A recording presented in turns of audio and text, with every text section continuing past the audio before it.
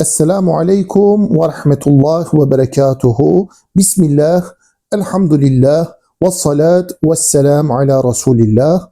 Mes chers frères, mes chères sœurs, je vous présente ici le sermon du vendredi 31 juillet 2026, dont le sujet est la Kaaba et plus précisément la Qibla. La Qibla où nous dirigeons nos corps et nos cœurs, Inch'Allah Ta'ala. Je commence tout de suite par une introduction. Mes frères, mes sœurs, imaginez un instant.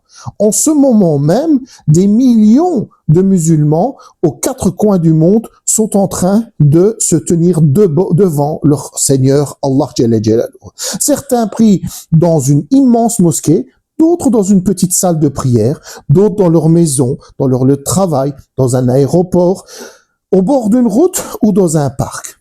Ils parlent peut-être des langues différentes, ils sont de cultures différentes, ils vivent sur des continents différents et pourtant, au moment où ils lèvent les mains et prononcent Allahu Akbar, ils accomplissent tous le même geste, ils se tournent vers un seul endroit, vers la Kaaba.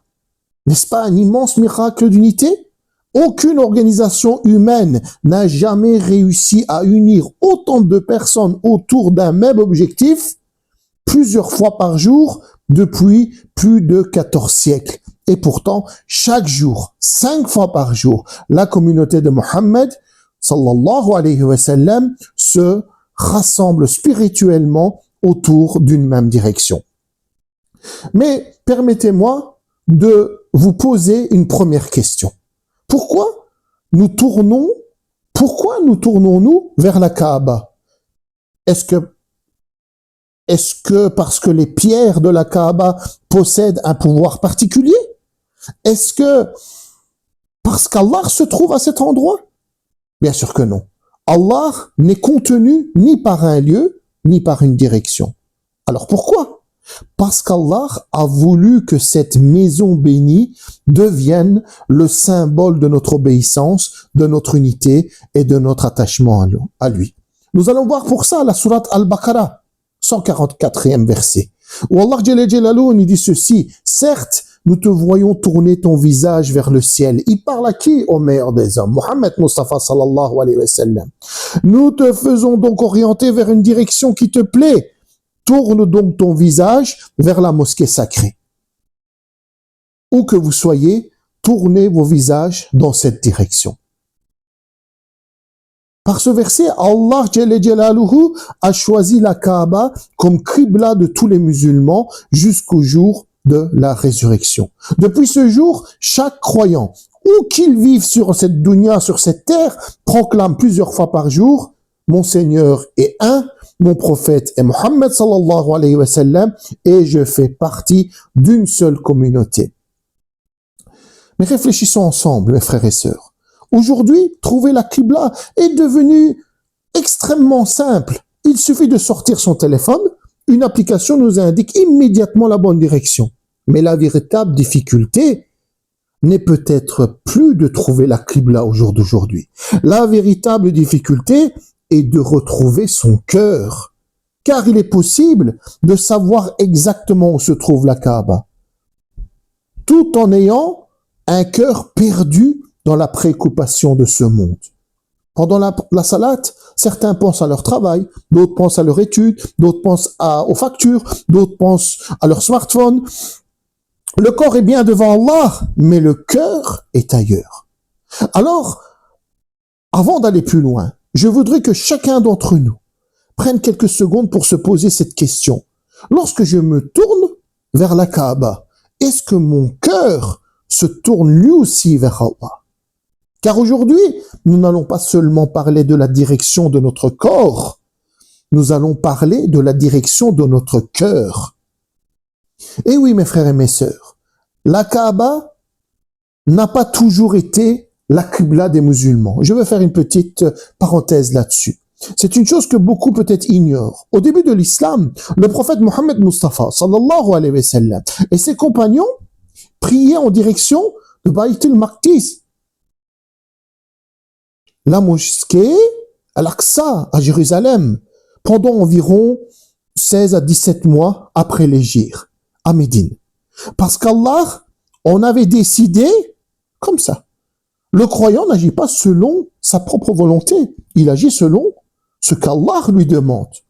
Notre prophète Mohammed Mustafa sallallahu alayhi wa sallam levait souvent son regard, et ça c'est le verset que je vous ai lu tout à l'heure.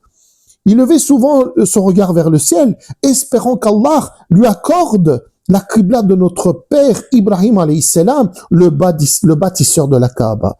Allah exauça cette attente et révéla donc le verset de la sourate Al-Baqarah que je vais relire. Certes, nous te voyons tourner ton visage vers le ciel. Nous te faisons donc orienter vers une direction qui te plaît. Tourne donc ton visage vers la mosquée sacrée, où que vous soyez, tournez vos visages dans sa direction. Au milieu d'une prière, d'une salat à Médine, je pense que ça s'est reporté comme Dhuhr ou Asr. L'ordre d'Allah fut révélé. Imaginez que c'est au milieu d'une salat à Médine, sans discuter, sans attendre, sans demander d'explication. Le prophète sallallahu alayhi wa sallam se tourna immédiatement vers la Kaaba et toute la rangée pivota avec lui et donc ils continuèrent leur salat. Quelle magnifique image de l'obéissance. À Médine se trouve aujourd'hui Masjid al-Qiblatayn, la mosquée des deux Qibla, qui rappelle cet instant unique qu'Allah nous accorde à tous la possibilité de la visiter. Pour ceux qui la visitent, vous verrez que les sens sont complètement opposés. Et il y a encore une petite plaquette qui montre justement la Qibla vers Masjid al-Aqsa. Mes frères, mes sœurs, arrêtons-nous maintenant quelques instants. Les compagnons ont changé de direction en quelques secondes. Et nous? Lorsque le Coran nous demande de changer une mauvaise habitude, lorsque le prophète sallallahu alayhi wa sallam nous invite à abandonner un péché, sommes-nous aussi rapides à répondre? Ou bien trouvons-nous toujours une excuse? Dès plus tard, ce n'est pas encore le bon moment, je commencerai après les vacances, j'attendrai d'être plus âgé. Les compagnons, eux, n'ont pas attendu. Ils ont entendu. Ils n'ont pas attendu, ils ont entendu. Ils ont obéi. Voilà pourquoi ils sont devenus la meilleure des générations. Alors, chacun de nous devrait se poser cette question, mes frères et mes sœurs. Lorsqu'Allah me demande de changer de direction dans ma vie, est-ce que je me tourne immédiatement vers lui? Ou est-ce que je continue à regarder derrière moi? Mes frères, mes sœurs, après nous avoir donc enseigné la direction de notre corps, notre prophète sallallahu alayhi wa sallam nous a enseigné quelque chose d'encore plus important. La direction de notre cœur. Ici, dans un hadith, le prophète sallallahu alayhi wa sallam a dit ceci. Lorsque l'un d'entre vous se tourne vers la Qibla, il se tourne vers Allah Jalla Jalaluhu. Lorsque nous entrons dans la salat, nous ne faisons pas simplement quelques mouvements. Nous nous présentons devant notre Seigneur. Chaque Allahu Akbar signifie « Oh Allah, tu es le plus grand. Tu es plus grand que mon travail, que mon smartphone, que mes soucis, que mes projets, que tout ce qui occupe mon esprit. » Mais soyons honnêtes. Combien de fois avons-nous terminé une salade sans nous souvenir de ce que l'imam a récité? Combien de fois avons-nous pensé à nos listes de courses? Pour les sœurs, peut-être pour les frères, un rendez-vous, un examen, dans notre smartphone qui vibre dans notre poche. Le corps était réellement tourné vers la Kaaba, mais où était le cœur? Le plus grand danger n'est pas de perdre la direction de la Qibla, c'est de perdre la direction de son cœur. Aujourd'hui, une application suffit pour trouver la Qibla, mais il n'existe pas d'application pour le khushu'.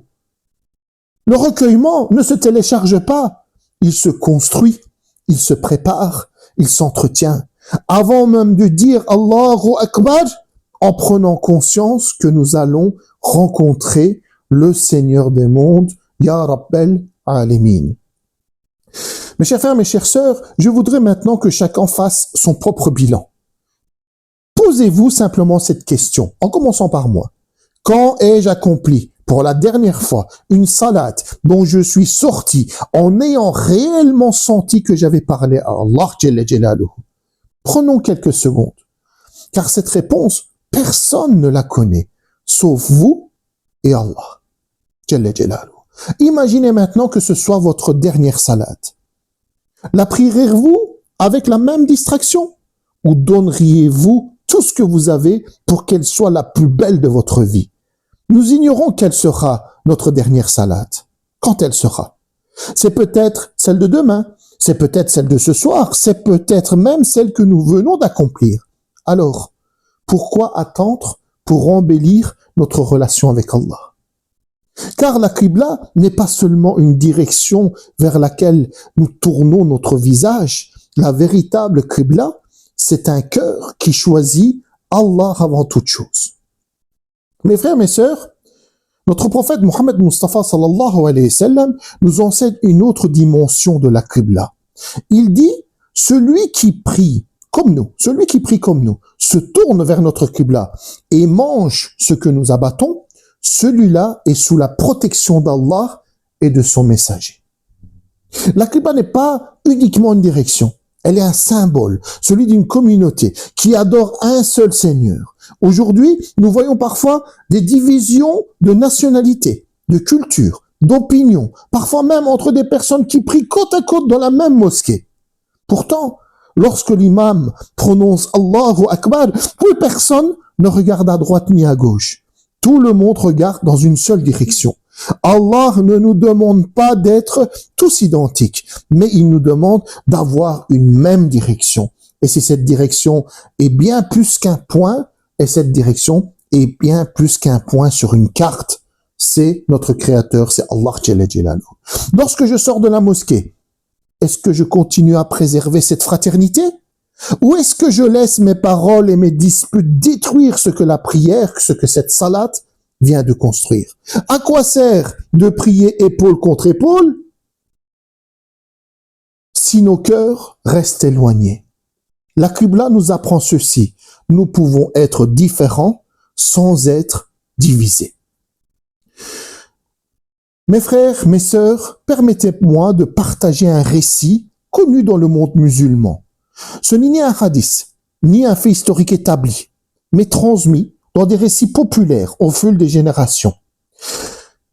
Après la conquête de Constantinople, donc d'Istanbul actuel, lors de la première prière du vendredi de Sainte Sophie, de la mosquée d'Hagia Sophia, on raconte que Fatih Sultan Mehmet, le sultan, prononça le tekbir d'ouverture, puis interrompit la prière. Il recommença une deuxième fois, puis une troisième.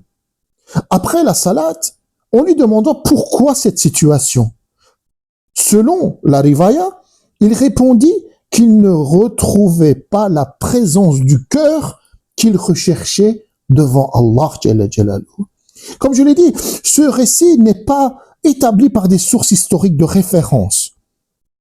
Mais il est resté vivant. En tout cas, chez moi, ça m'a marqué. Pourquoi? Parce qu'il transmet une magnifique leçon. Même victorieux, même après avoir conquis l'une des plus grandes villes du monde, et même notre prophète a pointé du doigt, sa plus grande préoccupation restait quoi? Suis-je réellement présent devant Allah dans ma salade? Mais la véritable victoire, c'est sur son ego, sur les distractions d'un cœur qui refuse de se présenter devant Allah sans être pleinement conscient. Notre prophète sallallahu alayhi wa sallam a parlé. Il a dit, Constantinople sera certainement conquise. Quel excellent commandant sera son commandant et quelle excellente armée sera cette armée. Pour les plus jeunes qui cherchent des références, les grands hommes de notre histoire n'étaient pas des grands uniquement par leur pouvoir. Ils cherchaient d'abord à être grands, mais par leur iman devant Allah. Avant de vouloir changer le monde, demandons-nous, ai-je commencé par laisser Allah changer mon cœur? Mes chers frères, mes chères sœurs, aujourd'hui, nous avons parlé de la Kaaba et de la Qibla. Mais cette khutba ne parlait pas seulement d'une direction, elle parlait de nous. Nous résumons de cette manière. Nous avons appris que les compagnons ont changé de direction en pleine salade sans hésiter, dès qu'Allah leur a donné l'ordre. Nous avons appris que la Qibla est un symbole d'unité pour toute la communauté musulmane. Et nous avons appris qu'il ne suffit pas que notre visage soit tourné vers la Kaaba. Il faut aussi que notre cœur soit tourné vers Allah Jalla Jalaluhu. Si Allah regardait aujourd'hui la direction de nos cœurs, vers quoi le verrait-il orienté? Vers lui ou vers ce bas monde? Qu'est-ce qui occupe le plus de place dans mon cœur? Mon travail, mon commerce, mes études, mon téléphone, les réseaux sociaux, l'argent, ma réputation, ou bien Allah? La véritable Qibla n'est pas seulement celle qu'indique une boussole ou une application, c'est celle que suit notre cœur chaque jour. Celui dont le cœur est tourné vers Allah trouvera toujours son chemin. La prochaine fois que nous dirons Allahu Akbar, prenons une seconde et demandons-nous, est-ce que je suis réellement en train de me présenter correctement devant Allah? Peut-être que cette seule question changera notre salat, notre relation avec Allah et notre vie. Mes frères, mes sœurs, j'espère que cette khutba qui est remplie de messages va marquer nos cœurs. Et je demande vraiment, et c'est l'idée que j'ai de réaliser ces khutbas, que je lis dans la mosquée, mais que je partage également sur les réseaux sociaux, afin que tout le monde puisse les reprendre et les lire avec leurs enfants. Ce sont les khutbas, les sermons du vendredi, sont des messages. Ce sont des messages de ahlak, de bon comportement.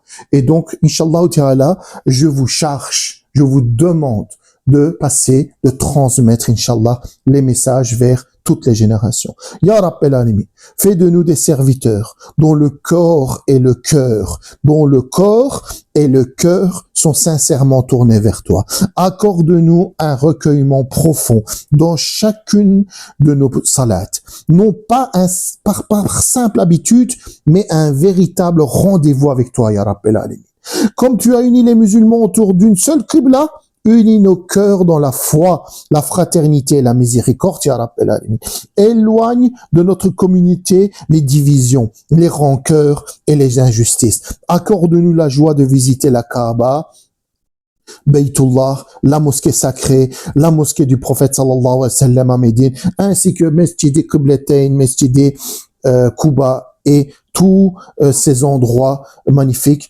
Accorde à tous les frères et les sœurs qui brûlent d'envie de faire une umrah, un hajj, Ya Rabbel Alamin, les moyens financiers, la santé, Ya Rab. Fais miséricorde à nos parents, à nos enseignants et à tous les croyants, vivants et décédés. Guide notre jeunesse, Ya Rab, protège notre famille et raffermis nos cœurs dans ta religion. Et lorsque viendra notre dernière salat, fais qu'elle soit accomplie avec un cœur pleinement présent devant toi, Ya Rabbel Alamin. Ya Rab, accorde ta guérison à tous nos frères et nos sœurs malades, hospitalisés ou chez eux, aux souffrances visibles ou cachées. Accorde la patience à ceux éprouvés dans le corps et apaise ceux qui souffrent dans leur esprit et leur cœur. Si certains sont éprouvés par le mauvais œil, le sihr ou toute autre épreuve, protège-les et accorde-leur une guérison complète, Ya Rabbel Alamin, car tu es le meilleur des guérisseurs. Fais descendre ta miséricorde sur eux, soulage leur famille et remplace leur épreuve par la santé, la sérénité et la paix. Amin. Walhamdulillahi Rabbil Alamin. Assalamu alaikum wa rahmatullah wa barakatuh.